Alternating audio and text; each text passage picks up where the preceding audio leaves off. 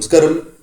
ഏതൊരു വ്യക്തിയുടെയും ജീവിതത്തിൽ അവർ ആഗ്രഹിക്കുന്നതായ ഒരു കാര്യമാണ് ദുഃഖങ്ങളും ദുരിതങ്ങളും ജീവിതത്തിൽ നിന്നും ഒഴിഞ്ഞ് പോകണം എന്നും സൗഭാഗ്യവും ഐശ്വര്യവും സന്തോഷകരമായ നിമിഷങ്ങളും ജീവിതത്തിലേക്ക് കടന്നു വരണം എന്ന കാര്യം.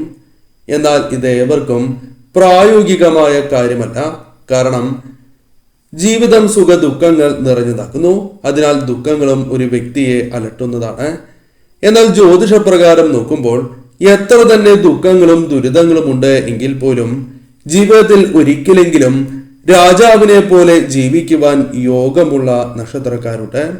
ഈ നക്ഷത്രക്കാർക്ക് അവർ അനുഭവിക്കുന്നതായ ആ പ്രശ്നങ്ങളെയെല്ലാം തരണം ചെയ്യുവാനുള്ള വഴി തെളിയിക്കുകയോ ദൈവമായി തന്നെ നൽകുന്ന അവസരങ്ങൾ ശരിയായ രീതിയിൽ വിനിയോഗിച്ച് രാജതുല്യമായ ജീവിതം വന്നു ചേരുവാൻ സാധ്യതയുള്ള നക്ഷത്രക്കാരുണ്ട്. പറയുന്നത് പൊതുഫല പ്രകാരമാണ്. അതിനാൽ തന്നെ നിങ്ങളുടെ ജാതക പ്രകാരം ഈ ഫലങ്ങളിൽ ഏറ്റക്കുറച്ചിലുകൾ വന്നു ചേരാം.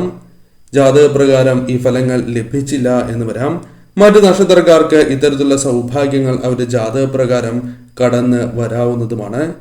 എന്നാൽ പൊതുഫല പ്രകാരം നോക്കുമ്പോൾ 4 നക്ഷത്രക്കാർക്കാണ് ഇത്തരത്തിലുള്ള സൗഭാഗ്യം ജീവിതത്തിലേക്ക് വന്നു ചേരുക. രാജാവിനെ പോലെ ഒരിക്കലെങ്കിലും ജീവിക്കുവാൻ യോഗം കിട്ടുന്ന ആ നക്ഷത്രക്കാർ തിരുവോണം, ഉത്രം, രേവതി, പൂരം നക്ഷത്രക്കാരാകുന്നു. അതിനാൽ തീർച്ചയായും ഈ നക്ഷത്രക്കാർ വന്നു ചേരുന്നതായ അവസരങ്ങൾ ശരിയായ രീതിയിൽ വിനിയോഗിച്ച് മുന്നോട്ട് പോവുക.